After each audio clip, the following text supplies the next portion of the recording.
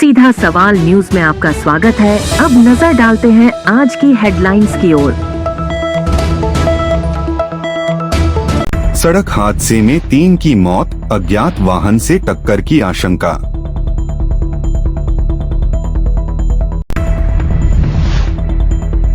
रमेश ईनानी हत्याकांड के आरोपी रमताराम को कोर्ट ने भेजा पुलिस रिमांड पर परिजनों ने ट्रस्ट से जुड़े मामले को लेकर जताई हत्या की आशंका। भदेसर में हर्षोल्लास के साथ मनाया सोमनाथ स्वाभिमान पर्व। कांग्रेस प्रतिनिधिमंडल ने सौंपा ज्ञापन, पूर्व विधायक जाड़ावत ने लगाया आरोप निर्दलीय विधायक नहीं करवा पा रहे काम। अब खबर विस्तार से। निम्बाहेड़ा उपखंड क्षेत्र के वंडर चौराहे पर बीती रात एक सड़क हादसा हुआ है, जिसकी अल सुबह पुलिस को जानकारी मिली। मौके पर पुलिस में पहुंचकर पहचान कर विधि सम्मत कार्रवाई शुरू कर दी है। जानकारी के अनुसार पुलिस को एक क्षतिग्रस्त मोटरसाइकिल और 3 युवकों के घायल होने की सूचना मिली थी, जिस पर पुलिस मौके पर पहुंची, जहां जांच के बाद तीनों युवक मृत पाए गए। प्रारंभिक जानकारी के रूप में तीनों की पहचान शेर सिंह पुत्र रघुनाथ सिंह निवासी रघुर सिंह पुत्र बलवंत सिंह निवासी मोरी झालावाड़ एवं गोविंद सिंह पुत्र शंभू सिंह दीवान खेड़ी निवासी आगार मालवा के रूप में हुई है। पुलिस ने तीनों के शव चिकित्सालय की मोर्चरी में रखवाए हैं। प्रारंभिक रूप से अज्ञात वाहन द्वारा मोटरसाइकिल को टक्कर मारने की संभावना जताई जा रही है। परिजनों को सूचना दी गई है। उनके आने के बाद पता चल पाएगा कि युवा के कहां गए थे अथवा कहां से आ रहे थे। फिलहाल परिजनों का इंतजार किया जा रहा है।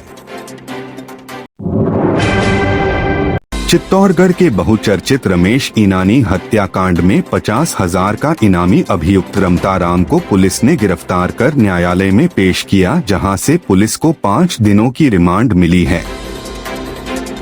11 नवंबर 2025 को रमेश ईनानी की रामद्वारा के पीछे जमीन को लेकर हत्या किए जाने की बातें सामने आई, पर इस मामले में नया मोड़ उसे समय आया जब सोमवार को रमेश ईनानी के परिवारजनों तथा एक ट्रस्ट के सदस्यों ने जिला कलेक्टर को ज्ञापन सौंपा। उन्होंने बताया कि रमताराम द्वारा 2017 में संत भगत राम चैरिटेबल ट्रस्ट बनाया गया, जिसमें रमेश ईनानी सहित 3 सदस्य थे। बताया जा रहा है कि राम स्नेही संप्रदाय की संपूर्ण प्रॉपर्टी को लेने की षड्यंत्र रचने का प्रयास किया गया। यह ट्रस्ट लगभग 1200 करोड़ का है।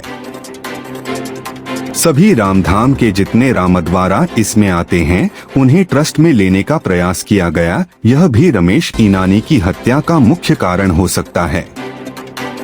रमताराम ने भगत राम ट्रस्ट फर्जी बनाई तथा देवस्थान विभाग से रजिस्टर करवाना चाहा, पर सदस्यों की कार्रवाई के चलते निरस्त हो गया। रमेश ईनानी की हत्या का कारण यह भी हो सकता है।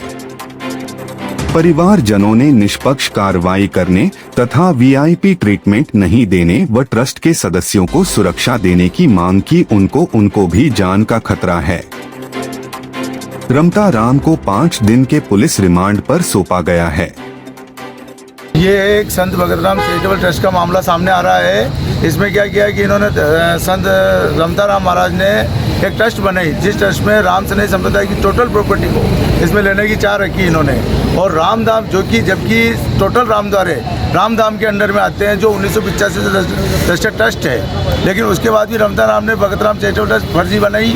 उसको फर्जी बना के देवस्थान विभाग में ट्रस्ट को इसको कंप्लीट कराना चाहा, लेकिन इसमें हम 3 जने प्रार्थी थे, मैं, रमेश ईनानी और अमित सोमानी। हमने इस ट्रस्ट में एडवोकेट भी हूँ मैं और प्लस प्रार्थी भी हूँ। तो हमने इस ट्रस्ट को खारिज करा के लाए। ये ट्रस्ट कम से कम भी 1200 करोड़ से ऊपर की है। हो सकता है कि रमेश ईनानी की हत्या प्रॉपर्टी विवाद भी हो और हो सकता है कि ट्रस्ट भी हो, क्योंकि सबसे बड़ा मैटर है। इसकी जाँच की जाए और जो इसमें बाकी प्रार्थी बच्चे हैं उनकी अपनी सुरक्षा की जाए। तो जो रमताराम मुख्य आरोपी हैं, उनको वीआईपी ट्रीटमेंट किसी भी प्रकार का ना मिले और उनके साथ में जो भी संदिग्ध लोग हैं उनको कड़ी से कड़ी सज़ा मिले, पहली बात। दूसरी बात, मेरे पिताजी एक ट्रस्ट जो इनके द्वारा एक ट्रस्ट बनाया गया था, खुद सपोर्ट करने के लिए जो राम स्नेही परिवार की जो भी संपत्तियाँ उनको खुद सपोर्ट करने के लिए एक ट्रस्ट बनाया गया था। तो पिताजी मेरे उसके लिए भी लड़ाई कर रहे थे और जीत भी गए थे देवस्थान विभाग से। तो इस संदर्भ में जो लोग भी ट्रस्ट में भी इन्वॉल्व थे और इनके साथ में जो भी लोग इन्वॉल्व हैं उसके अंदर ट्रस्ट के अंदर मेंबर्स की हमने लिस्ट भी दी है उनको, और सारे मेंबर्स की जांच की जाए और अगर इस अपराध में उनकी संलिप्तता हो तो उनको तुरंत गिरफ्तार किया जाए।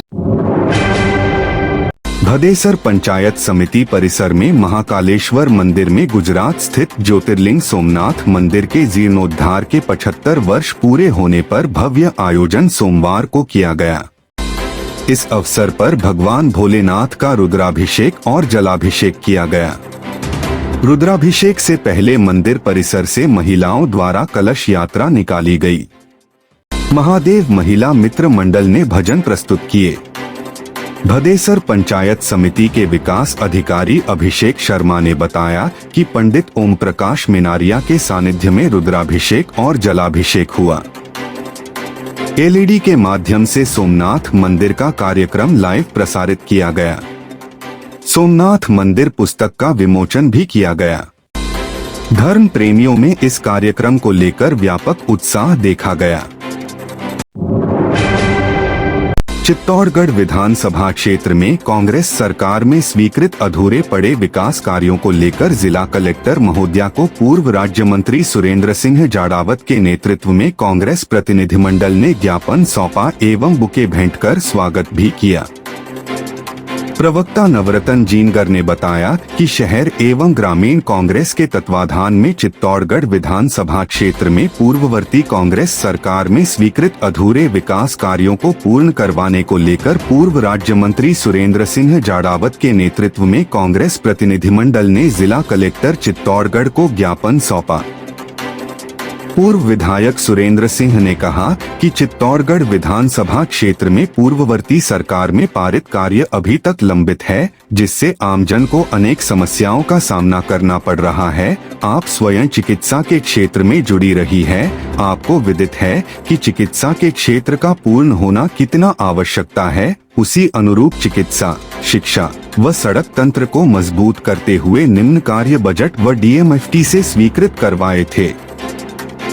अब इन कार्यों में देरी से जनता में असंतोष हो रहा है, जिसमें बस्सी उप जिला चिकित्सालय भवन निर्माण, जिला चिकित्सालय बोजुंदा चालू करवाना, चंदेरिया सीएससी का भवन निर्माण पूर्ण है, केवल चालू करवाना, सादी स्वास्थ्य केंद्र भवन निर्माण पूर्ण है, केवल चालू करवाना, नर्सिंग कॉलेज भवन निर्माण पूर्ण है, केवल चालू करवाना, गंगाजी का खेड़ा उप स्वास्थ्य केंद्र भवन निर्माण करवाना, जिला मुख्यालय स्थित सैटेलाइट हॉस्पिटल में चिकित्सकों की पूर्ति, सावा उप तहसील चालू करवाना, सावा आईटीआई भवन निर्माण पूर्ण है, केवल चालू करवाना, गेहूं खरीद की अनियमितता को दूर करते हुए उचित समयावधि करवाना, पन्नाधाय सर्किल बोजुंदा की मरम्मत करवाना, डीएमएफटी के तहत स्वीकृत सड़कें पूर्ण करवाना, यूपीएस एवं सीनियर सेकेंडरी स्कूल के कक्षों का निर्माण कार्य करवाने के लिए ज्ञापन सौंपा।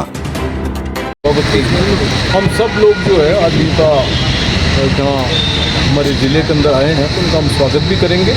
और जो मूलभूत समस्याएं जो चल रही है चित्तौड़ में, जो पूर्ववर्ती कांग्रेस सरकार के समय जो स्वीकृतियाँ जारी हुई जो पूर्ण हो चुकी है, और वो अभी तक इस सरकार की उदासीनता की वजह से इन जनप्रतिनिधियों की जो चुनाव जीत करके गए हैं उनकी उदासीनता की वजह से बिल्कुल जो अपने धरातल पे अभी तक नहीं आ सकी हैं, उनके बारे में उनका ध्यान आकर्षित हम लोग करना चाहते हैं। और जैसे आप सैटेलाइट हॉस्पिटल आप देख लीजिए, अभी इसको 2-2.5 साल हो गए, इस सरकार के भी आज 2.5 साल पूरे हो चुके हैं और अब 2.5 साल हैं इनके। उसके अंदर 2.5 वर्ष के अंदर भी जो है अगर ये सैटेलाइट हॉस्पिटल व्यवस्थित नहीं चल सका तो फिर चलेगा कब? 2 डॉक्टरों के भरोसे चल रहा है। ये जब हॉस्पिटल वहाँ चला जाएगा बोजुंदा के अंदर, तब क्या हालत होगा? बोजुंदा का हॉस्पिटल सिर्फ आपका 100 करोड़ रुपया स्वीकृत हुआ, 90 करोड़ लग चुके, सिर्फ 10 करोड़ के चक्कर के अंदर वो हॉस्पिटल भी अधूरा पड़ा हुआ है। नर्सिंग कॉलेज बन चुका है, हॉस्टल बन चुका है, लेकिन स्थानांतरित नहीं किया जा रहा है। 1 साल हो गया बने हुए।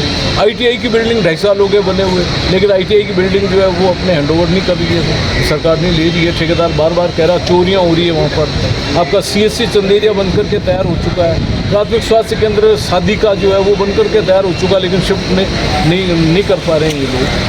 और उप तहसील सावा की हमने स्वीकृत करा दी, चालू हो गई, लेकिन वो अपने उप तहसील जो है वो अभी बंद पड़ी हुई है।